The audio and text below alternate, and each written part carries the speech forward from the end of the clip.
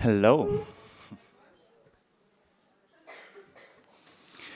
So, whoa. Okay, hi, good morning. Doesn't matter.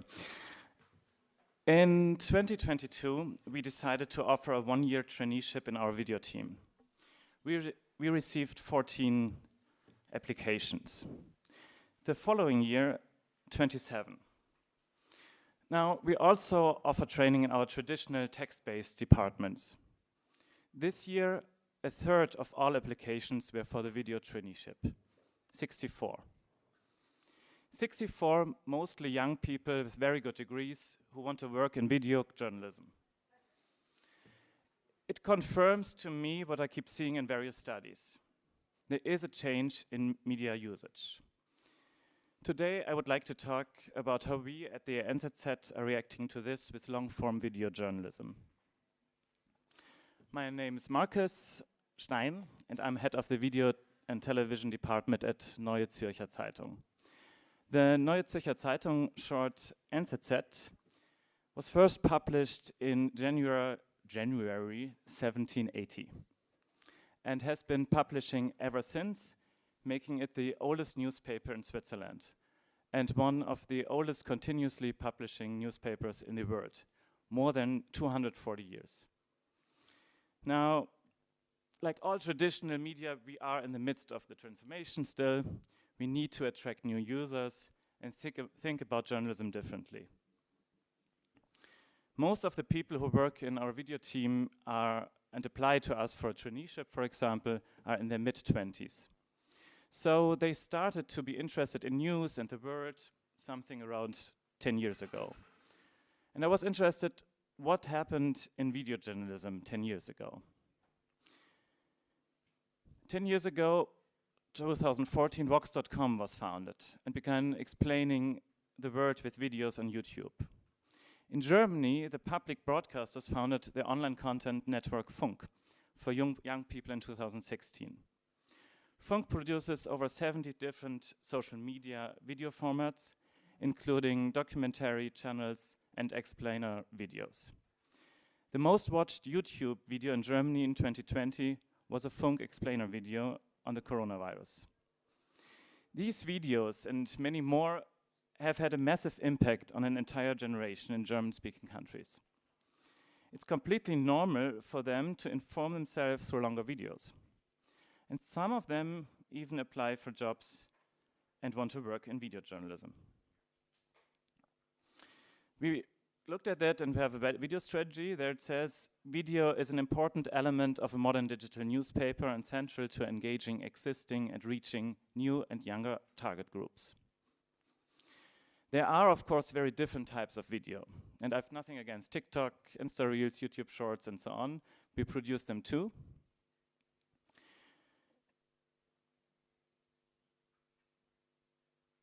So I'm hanging behind, right? No, I'm fine. We're producing them as independent platformed optimized content and we use them to link to our longer content. Because this is our key area we are focusing on, long-form video journalism. We have two main video formats, our explainer videos and our documentaries. These are both complex products that can only be produced by a great team. This is the team. We have motion designer and video editors in the video team who take on many tasks to do everything else: research, text, storyboarding, production, shooting, editing, animation, sound editing, grading, distribution. And at NZZ Format, the documentaries, we have filmmakers who produce films themselves, always with cameramen and editors and so on. Well, sorry. But also supervise our freelance authors. We have as well an assistant editor and a project manager in our team. For those who work in video, they know this is a relatively small team for a lot of tasks.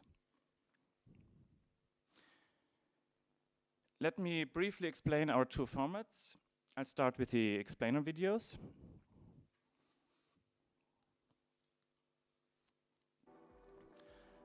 We produce well-researched, in-depth, factual and visual appealing explainer videos on topics that are of current interest to many people. This can be a current event like the Swiss elections, the world's ongoing wars and crises, or can be also technological developments. Maybe you heard of AI. Our explainer videos are between 3 and 12 minutes long. They are often moderated and, depending on the topic, have a high proportion of explanatory animations. They are pretty classic explainer videos, but also include OSINT research and visual reconstructions. The videos are completely researched and produced by my team, often in collaboration with the specialist departments. We publish these videos on our homepage and on YouTube, and we publish one such video every week. As a brief overview, topics of current interest, 3 to 12, 13 minutes, one video every week. Now, our documentaries are a little bit different case. The NZZ has been producing them for the Swiss television since 1993. And in the last 3 years, we renewed those documentaries so that they also would work as video on demand. There, the range of topics covered by these films is deliberately broad, from world affairs, social policy, science and innovation, nutrition and health, to stories that let us discover the world. They all have in common that we focus on topics that are relevant to our audience. Because our films have such different topics, the way they are made also varies. Some are more reportage-based,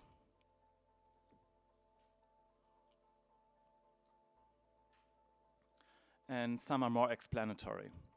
The films are 32 minutes long, and we produce over 30 of them a year, and 4 50-minute films. Our audience is curious and wants to understand the stories behind the news.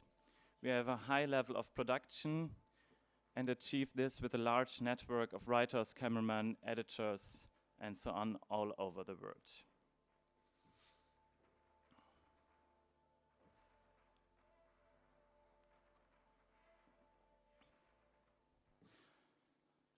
Here again, a quick overview. I don't read this to you because you can read. And we publish these films on our website as well. We broadcast them on Swiss television, and since February we publish them on YouTube. And to be honest, we weren't sure if those documentaries would work on YouTube. Its NZZ format is around for a long time, so it's supposed to be a little bit dusty, but we changed a lot, and now we see they are working on YouTube. A young audience might be interested in our films there. For example, this film, we are pretty fine with this age group. But, sounds great, everything. And Google already proved in a study 22 that long-form videos are also popular with a sometimes very young target group. And I'm actually not surprised, because if something is interesting and well-made, people, regardless of their age, want to see more of it. But the study, I looked at it, is naturally about YouTube, and there's a lot of entertainment there. And we make long-form journalistic videos. And then there was the Reuters News Report 2022, and it said, text is still king. And I was pretty annoyed by that. Thought. It also says all age groups on average say they still prefer to read news online rather than watch it. Younger audiences, however, are significantly more likely to say they watch the news, perhaps because they are more exposed to networks like Facebook, Instagram, TikTok. Okay, might be changing something. I looked more at this report, and there's one really great quote from a 22-year-old woman.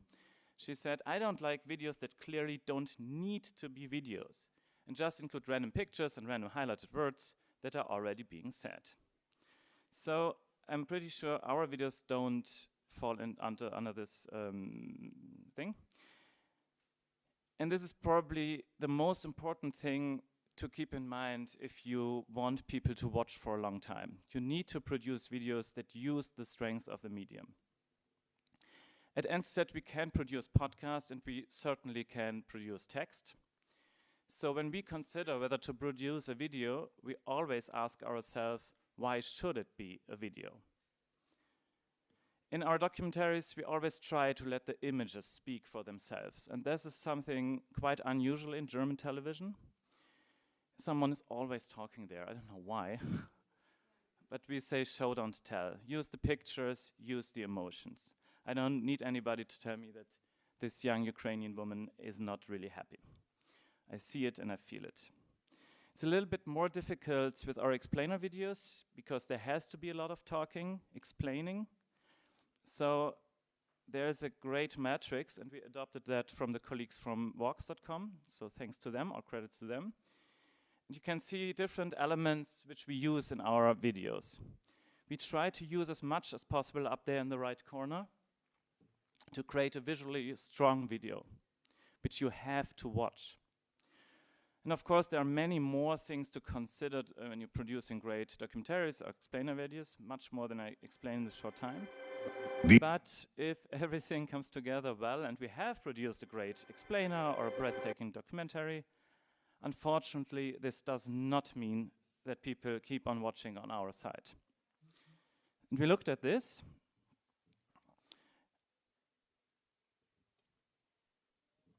And an internal study, and users described our videos as slow information. They don't just consume them on the side while cleaning like podcasts or skip through them like some text. They are not made for that. Our videos require more effort than podcasts or text. For this reason, for example, the right publishing time is incredibly important for us. So we came up with this. We tried to think about what state are our potential viewers in. Are they at work or on the train on the way to work? Do they want to engage with a demanding but more relaxed documentary?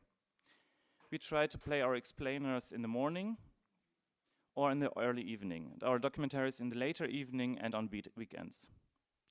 These long videos are complicated to consume. They are complex to produce, and therefore they are expensive. So why does the NZZ do this?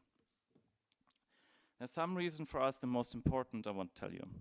First, revenue. Yes, we earn money with those products, and not a little. Video generates revenue as part of the digital product, which is made more attractive by our video offering.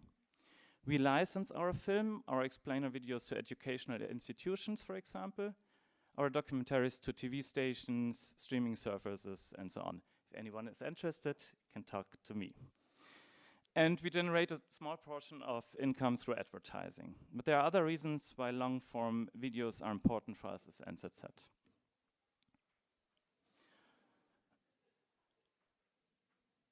Discovery.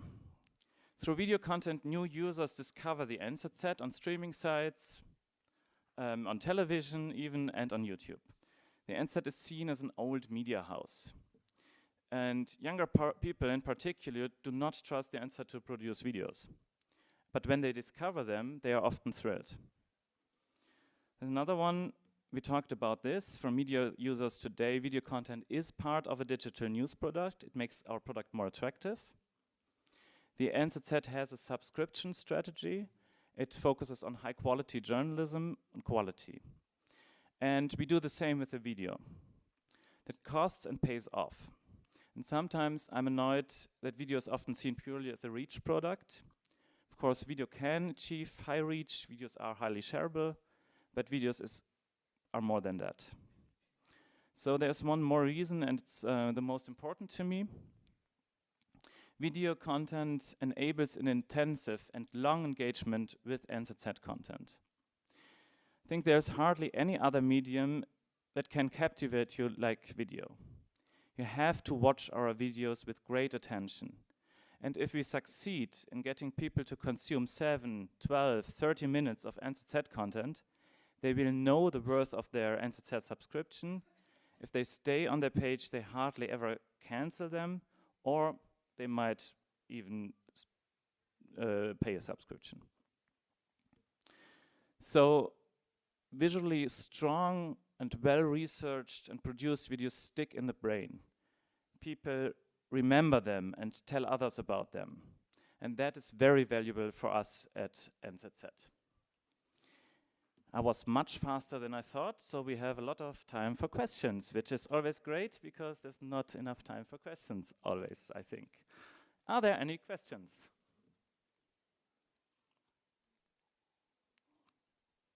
I can do it again. We have 15 minutes. Yes. I don't know. Are there microphones? Do we need microphones or? I don't know.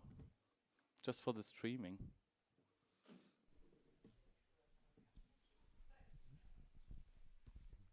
Hello, my name is Santtu. I come from Finland and I work for Children's News. A question about your platforms. You said that it's on your own platform and then in YouTube. You have any plans to spread it to other platforms? So, what can you tell us about the strategy of choosing YouTube and not the others also? And I think that when I ask this, I mean especially the erklärt, the short versions of the videos.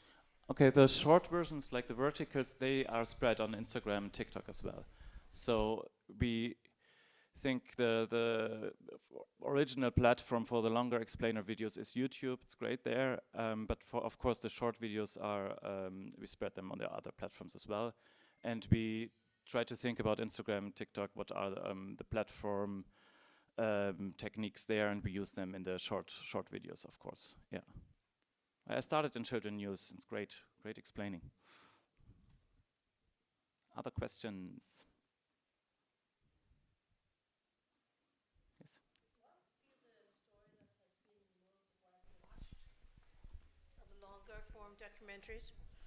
From the longer form documentaries, last year the most watched one was about a troubled student and how teachers are working with students right now in a challenging school environment. So this was a very Swiss-based topic and probably yeah, very close to our audience. And I think the second most watched was about menopause. And we focused on menopause in the workspace. Yeah, it was on all platforms very much watched. Hi. Hi. I have a question about your business model, revenue. You were talking about like creating ads on your long form revenue, but do you also create videos for a partnership or something like this? Not really. We did it like twice, but since we're a journalistic house, a company, it's very difficult if we produce them for other. I think we might produce for other broadcasters if it's a journalistic product. Would be up for it, but right now we're pretty challenged with the two formats we have. But yeah, might be in the future a thing to do. Yeah.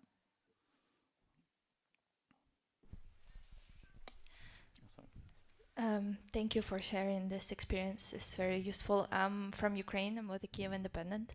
And one thing that we're particularly struggling with on YouTube is actually the thumbnails. And I'm wondering what's your average click-through rate and what's your recipe for the perfect thumbnail on YouTube?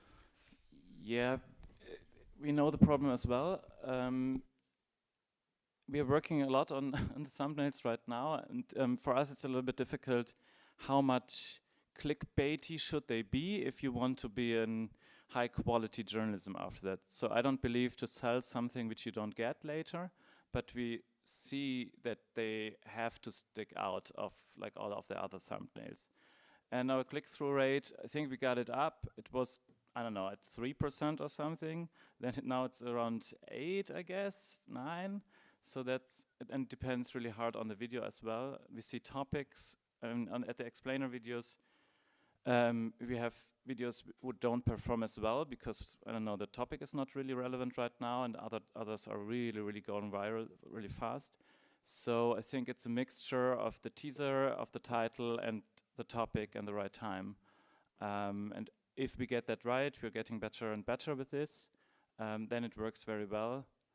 And I would think about like something that I can recognize, it's from the Kiev Independent, and also that I see in first sight what's the video about. It has to be really punchy, I guess. Yeah. Up here. Up here. We get to that. Thank you very much for your presentation.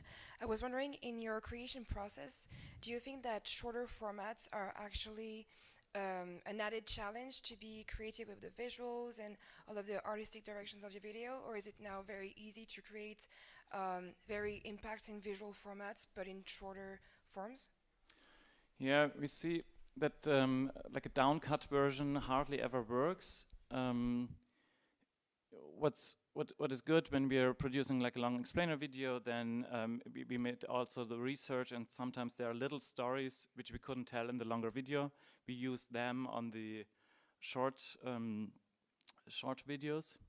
But yes, it's an extra effort and more work there. I think also because they have a different timing, different storytelling. So when you work as a video editor, when there's one here, you can talk to him later, but when you worked for 2, 3 or 4 weeks on very big explainer video, and then after that you have to rewire your brain somehow to make like a very, very short and very fast TikTok out of the same research you did. So that's challenging, yes, but it's also fun to have different length and different ways to tell your stories. So I think it's both sides, yeah.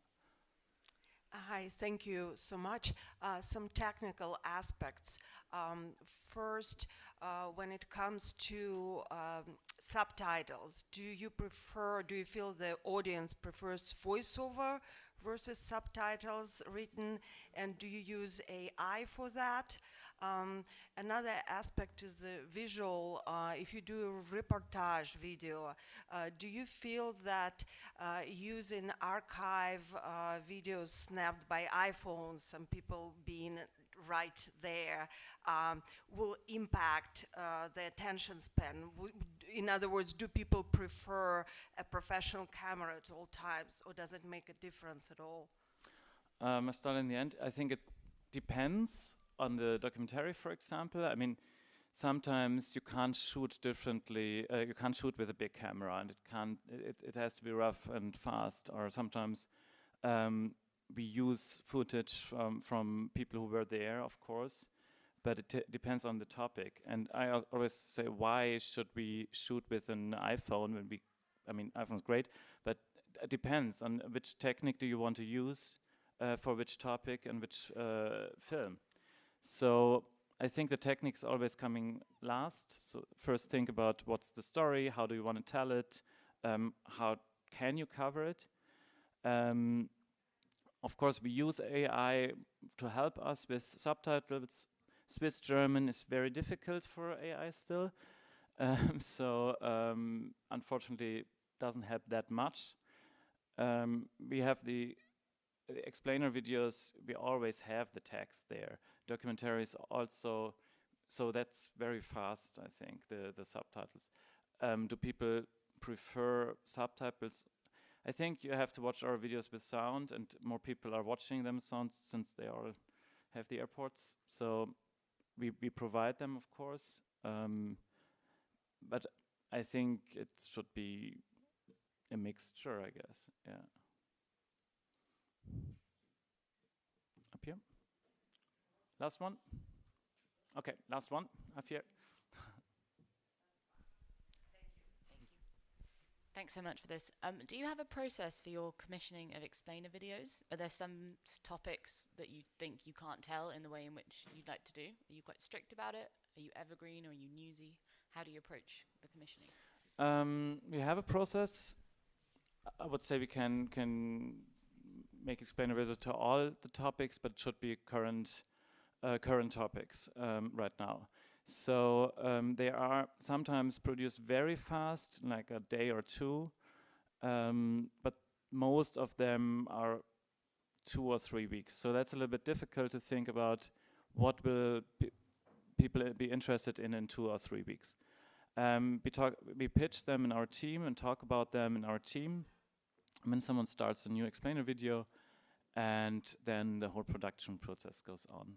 But basically, there is we do everything from sports to a lot of crisis right now, and we want to mix it up a little bit because we see that too much war is not great. Yes. That's not a great way to end, but anyway, don't forget long form video. Thank you very much, and talk to me later.